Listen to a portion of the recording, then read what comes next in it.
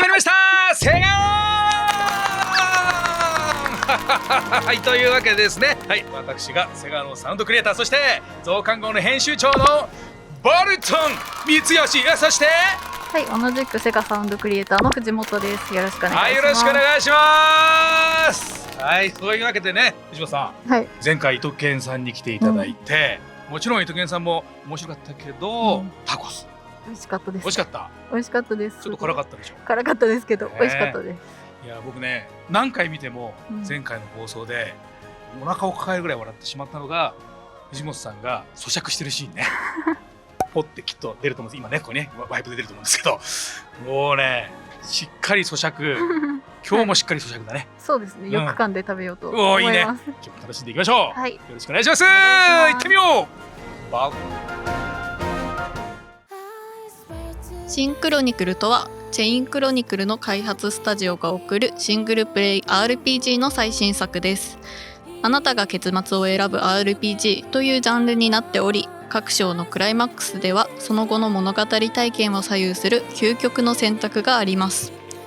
一度きりのやり直せない決断を超えて誰と絆を結び、あなたはどんな物語体験を刻んでいくのか。本作品ならではのストーリー体験が醍醐味となっています。セガオン増刊号シンクロの音楽室は、そんな最新 RPG シンクロニクルの魅力をサウンドの視点で語っていく番組です。よろしくお願いします。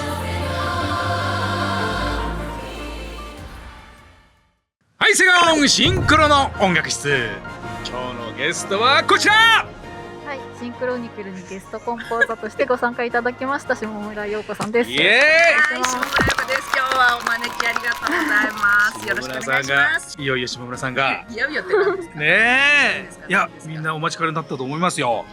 本当ですか。本当。いや、でも久しぶりですね。久しぶりですよね。まあ最後にあったのが、まあシンクロのね、そうです。打ち合わせの時にね、社食そう連れてって来ていただいてね、はい、そうありましたけども、ちゃんとねご紹介もしたいんで、はい、じゃあうちのウルフ藤本からプロフィール、下村さんねお願いします。それではプロフィールをご紹介します。はい、大阪音楽大学短期大学部、音楽科を卒業された後、大手ゲーム会社のコンポーザーを経て、現在フリーランスの作曲家として活躍中。打ち込み系のリズミカルなサウンドから大編成のクラシカルなオーケストラ曲まで幅広いジャンルの音楽を作曲、その中でも特にメロディアスで切ない曲、激しくドラマティックな曲に定評があります。なんか盛り上げられるとすごい恥ずかしい。続きお願いします。はい、また最近では作曲のみならず作詞も手掛けていらっしゃいます。改めて下村陽子さんです。よろしくお願いいたします。お願いします。よろしくお願いします。ちゃんとしたプロフィールだったでしょ。はい、ちゃんとしてます。下村さんとは古くから存じ上げているんですが、プロフィールの中に作詞も手掛けてるってありましたけど、これ僕実は初耳だったりするんだけど。いや、なんかそんなね、なんかこれ私そのフリーランスになって間もない頃に、そのこういうプロフィールとかやっぱり必要になって、で自分で、皆さんこういろいろプロフィール参考にさせていただいたんですけど、自分でなかなかちょっと書くのが、自分で定評があるとか恥ずかしくて書けないじゃないですか。わかる、すごく。で、なんかそしたら書きますよって言ってくださる方がいて、でその方がなんかいろいろやってることをもうこう列挙した方がいいって言って。本当にちょっとなんですけど、まあ、作詞とかあとはそのゲームのゲームの世界とかこう原詞っていうか大元にこういうことをその国の言語で歌ってほしいみたいな、その原詞っていう、とかを書いたりしてたので、言ったらなんかすごいそこがすごいなんかそんなに作詞ってそんな言うほどもやってないのにって、だからここが作らないでくださいよ。スルッとするそこは。下村さんやっぱり作曲ってイメージ強いし。わ、詞も作るのってちょっと今そうなるほどね。多彩ですね。いやそんなことはないです。ピアノも弾くね。いや全然ピアノが弾けないから曲を作る方に弾くよね。弾いてましたよね。弾いてたことはことはある。そうですか。挫折して、もう世の本当に作曲家の方に申し訳ないんですけど、弾けないけどでも音楽やりたいから、じゃあもう弾けないんだったらじゃあ作るかみたいな。ああ、そういう選択肢だったってことですか。なるほどね。作詞される時の何でしょう、下準備っていうんですかね。なんかどういうことされてるんだろうっていうのが。作詞そうですそうです。語彙力が作詞のことを聞引っ張ってくれよ、引っ張ってくれよ、作詞のことで。スルー、そこスルーって言ったら下村さんはご出身がその大阪音楽大学だったんですか？はい、そうです大阪音大でのゲームが大学です。あ、そうだよね。で、カプコンのサウンドに入りましたよね、最初はね。そういう経緯で就職した人って多かったイメージ、当時どうですか？私のその出身の大学から4年生含めて2人やっぱり先輩がいってらっしゃる。実績あるんだね。そうなんですよね。なのでなんかそれで多分そのこう就職し、当時就職指導課っていうところだったんですけど、そこにその募集が来てたみたいなんですよね。なるほど。そのやっぱり先輩方が行ってるからね。それ幸田さんも一緒だったね。似たような話でしたよ。ああ、そうなんですか。幸田さんは国立ですけど、やっぱり同じで先輩で行ったっていうのがあって実績があってっていうね。そっか。じゃあ多かったのかな、当時。もしかして当時はでも多かったかもしれないですね。私のその出身の大学だけでもそうです。他に大阪だと大阪芸大ね。大阪芸大から一つ大としては一つ上の先輩が大阪芸大に出身の人がいる。はい、出身そうなんだ。でやっぱりそういう結構あったのかもしれないですね。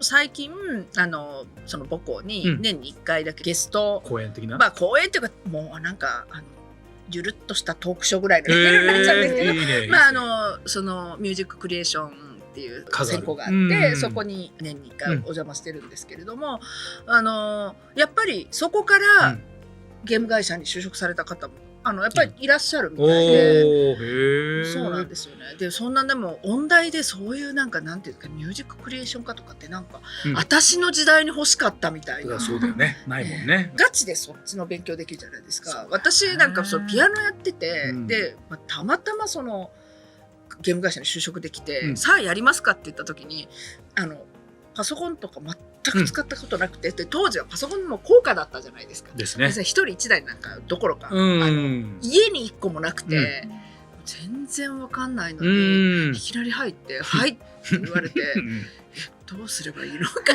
なよね。そうなんですよ。僕も一緒ですよ。いや本当でも今ね、もう皆さんもう普通にもう大学生になったらみんなパソコン持って、なんだったらもう小学校の時から iPad とかでも。いや本当そうですよね。だからもう私今の時代の子供になりたいとか思います。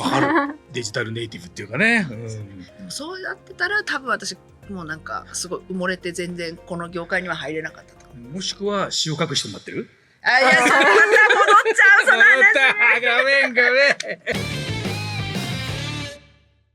プロヒーローのね話をちょっと伺ってきましたけれども、やっぱり皆さん、僕も含めてね聞きたいのはね、そもそも下村さんがカポンさんにね入社されましたけども、そもそもなんでゲーム業界というかね、ゲーム音楽に入ろうって思ったのかっていうそのきっかけみたいなエピソードがもしあったらね。きっかけは、でもやっぱりゲーム好きだったんですよね。ゲーム好き。ただ私すっごいアクションゲームが苦手なので、下手くそどんくさいんですよもともと。運動神経も鈍いし、でもかなり下手なんですけど、ドラクエとかと出会って、下手くそでもこうシューティングとかと違って、3回死んだら終わりとかじゃないじゃないですか。お金とかなくなっちゃうけど。で、こういうゲームあるんだなって思って、それでドラクエがやっぱりすごい杉山先生が書く曲ってちょっとクラシカル、ちょっとっていうかね、すごい王道のクラシカルで、私クラシックがやっぱりすごく好きで音大に行ったので、こういう本当に杉山先生に申し訳ないことを思ったんですけど、こういう曲だったら私も書けるかもしれない。問題発言ですよ皆さん。でもね、他に何て言えばいいんでしょう。でもそういう気持ちにさせてくれたってことだよね、杉山さんがね、やっぱね。クラシカルなその世界観で、それがそのゲームの中に表現されていて、もう頃のクラシックが今も生きてるって思ったんですよ。なるほどね。でもうすごく私感動して、多分もうすごい感動して、本当に身の程知らずだと思ったんですけども、こういう曲を書きたいみたいに思ったんですよね。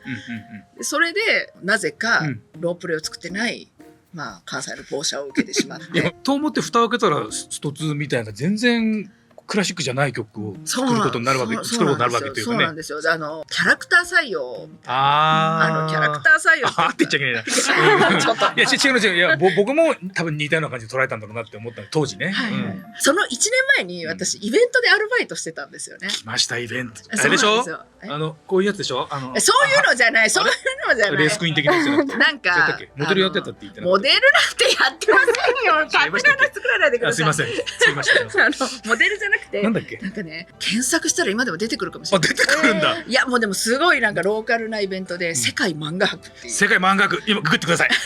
で下村陽子って言ったら出る。いや出ないですけどその世界漫画博っていうなんか手塚治虫先生がコスチュームデザインをされてて、それを私着て。モデルじゃないですか。何のキャラのコスチューム？いやもうオリジナルなんです。オリジナルなんだ。その漫画博のオリジナル。漫画博のオリジナルキャラをそれをこうちょっとイメージしたその制服があって、それを着て中で笑っちゃうね。めっちゃ見たいわ。笑っちゃいますよね。カプコンさんのパビリオンとかがあって、で魔界村のお化け屋敷とか当時そうか魔界村ね。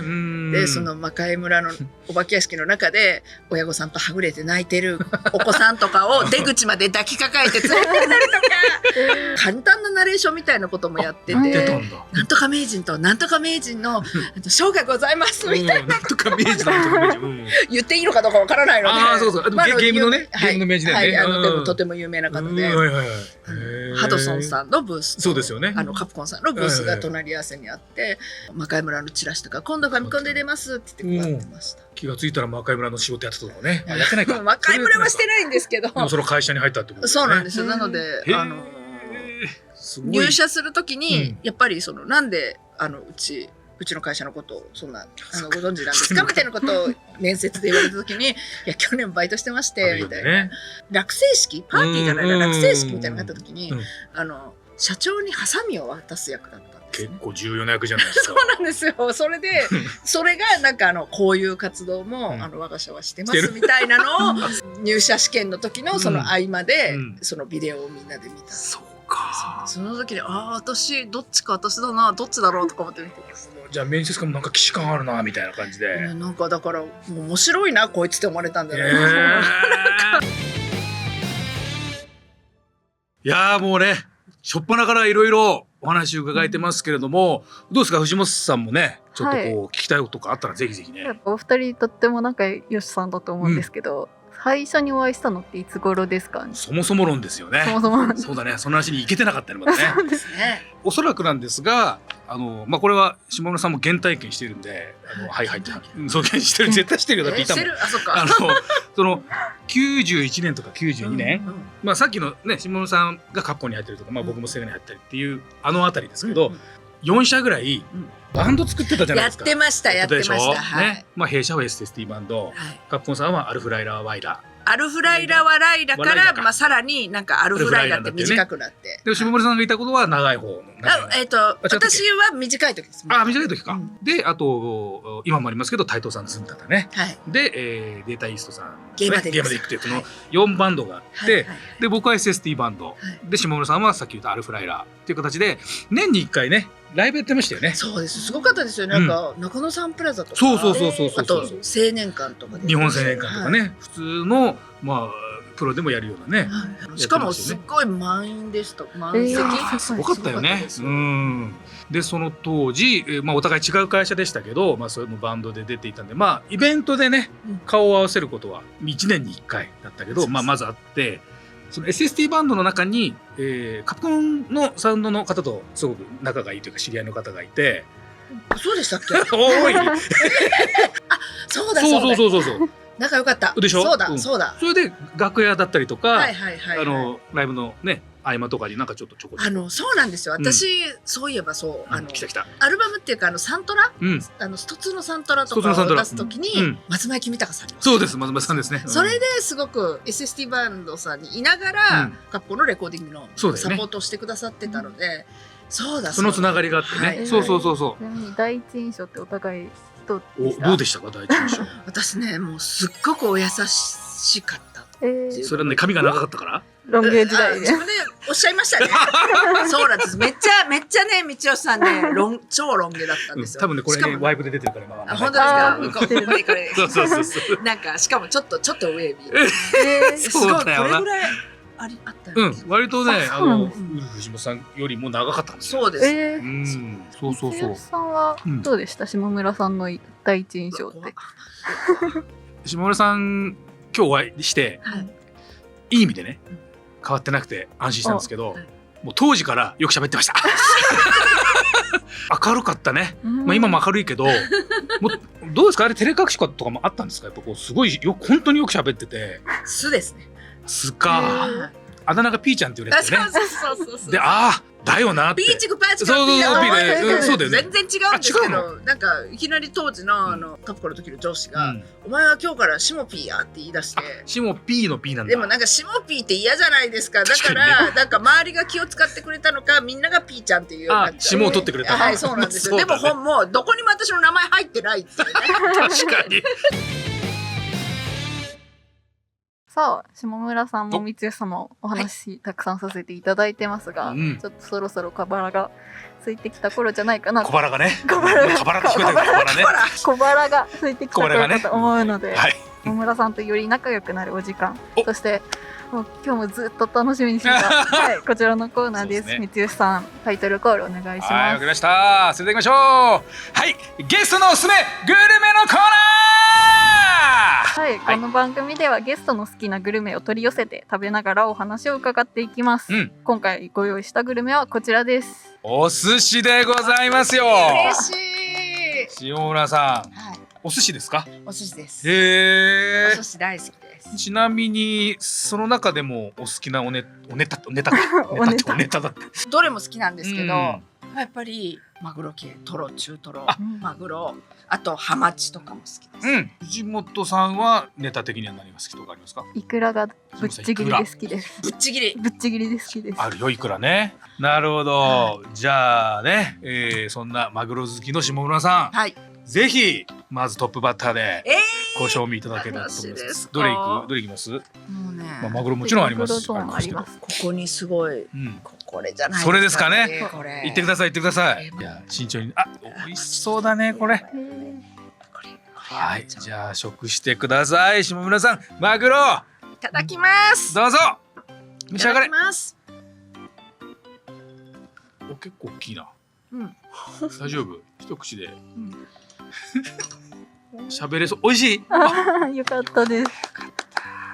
美味しい。美味しいっすか？美味しいです。あら、いいですね。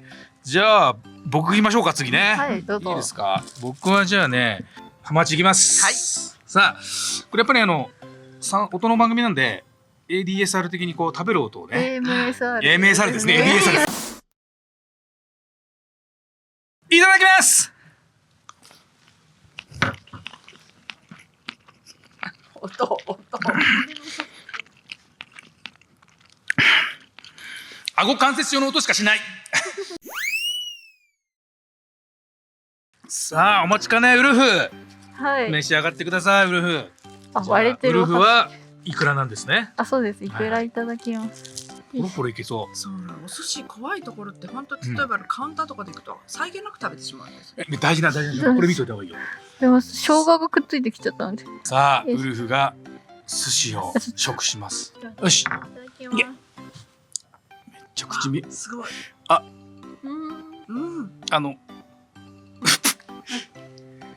顔めっちゃ見えてたけど大丈夫？ということで、小腹も満たされたということでね、いよいよここからシンクロに関するお話をね、大切なお話を伺っていこうかと思います。よろしいでしょうか？はい、よろしくお願いします。下村さんにシンクロにですね、楽曲を提供いただいたわけなんですが、まずはね、藤本さん、下村さんの楽曲について詳細を教えてもらえればと思います。お願いします。楽曲名がラ・ジュシュティッツァです。第2階層のクライマックスを盛り上げるゲームにとって大変重要な楽曲となっております。はい、第2階層といえばやっぱりキャラはね、このボルトンではなくて後ろにいるステンのですね、そうです。今日仲良し仕様にしました。はい、こちらのキャラクターとなっております。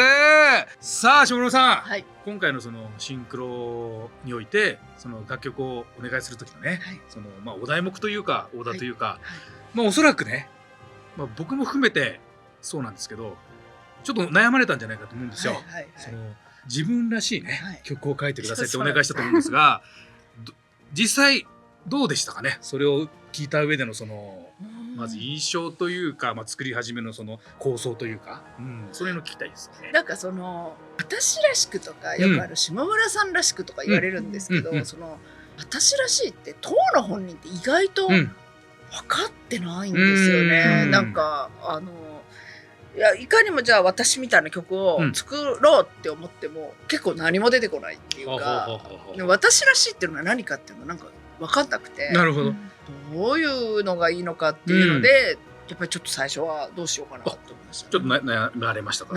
そうですね。いろんなジャンルの曲をね結局書いてきてますよね、おそらくね。そうです、ね。だからその中で自分ってじゃあどのジャンルなのっていうのって確かにそうなんです。おそらく悩みどころの一つだとも思うし、このゲームもユーザーの方にこうたくさん悩んでもらって進むゲームじゃないですか。曲を作る皆さんにもね、ゲームをユーザーと同じようにいい意味で悩んで作ってもらえたら何が出てくるのかなっていう、ちょっとそういう思いもあって、なんかそんなかっこいいこと言っちゃうね。ありがとうございます。ちねるぞよ。やっぱ悩んでいただいたということですかね、そういう意味ではね。そうですね。タイトルにも現れてるという。そう、僕タイトルの話も聞きたいんだよね。これ何語ですか、そもそも。ラだからフランス語か。だっただカンパネラみたいなことですね。カンパネラじゃない。カンパネラみたいな。でも曲調もちょっとそっちの方っぽくなかったかしら。ヨーロピアンな香り。単語っぽい感じ。単語ではないですね。じゃないか。中世までいかないですけど、ドファンタジックな感じで、いやこれが本当に正しいのかどうかわからないけれども、これを正しいと思って。信じて書き続けるみたいなつもりで私の中の正義という気持ちでそれがその正義っていう意味なんですよね。そういうことなんだ。そうですよね。確かイタリア語ですか。ジャスティス。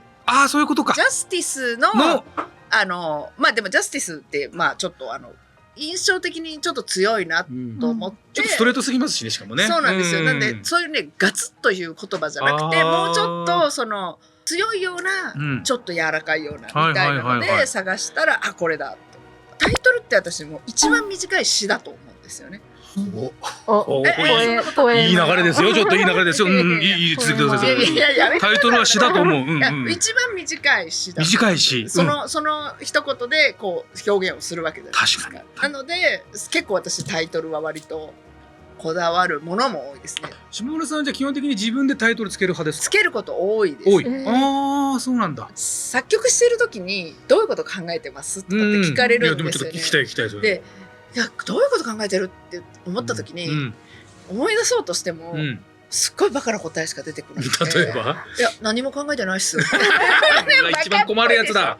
でも一番困るやつよ。曲作ってる時って考えてないんですよ。なんかこうもう無我夢中でそこに行ってるので、なんか意図的に何かとか考えてないんですよね。その無になってるってこと？そう、没入感とかもうそこにこう無我夢中ですね。もう本当になんかもう自意識がもうないっていうのか。それあれじゃない？もうトランスしてる感じってこと？だからもう本当なんかはって気づいたらもう本当なんか夕方もう暗いとかってなんか朝も昼も食べてないみたいな。そういう時絶対下村さんに話しかけたくないね。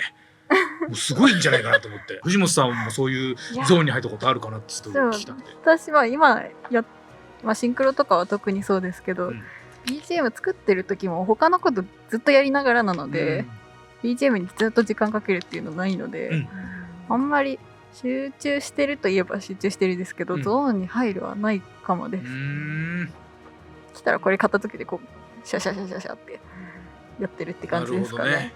ある意味ちょっと効率的に、サウンドディレクターなんで、ちょっとそういう立場からね、もう、僕とか下村さんみたいに一つのことってわけじゃないでしょうね。ガーっていう時間がちょっとない。そうですね。状況が続いてるっていう意味ではもうそうかもしれない。どちらかというともう無でずっとやってるみたいな感じかもです。じゃあ一緒じゃん。じゃあ一緒ですか。じゃあ無だ。無です。俺ら無だ。無です。無です。近々でね、何かもし逆にあ下村さんがちょっとお知らせることあるって言ったらそちらの方ちょっとでなんかもね、他社さん、大丈夫です。大丈夫です私が東京に来たきっかけとなったちょっとスクエアさんで1作目でさせていただいたライブアライブってゲームがあるんですけど、そのリメイクが7月22日発売なので、完全に本当にリメイクで音楽も全部新しくすべて作り直すというか、曲は一緒ですけど、アレンジを全部し直して思い入れがある作品なので、なるほど、ぜひ遊んでいただけると嬉しいなと思います。ありがとうございました。はい、今回のゲストは作曲家編曲家の下村陽子さんでした。ありがとうございました。楽しかったです。ありがとうございます。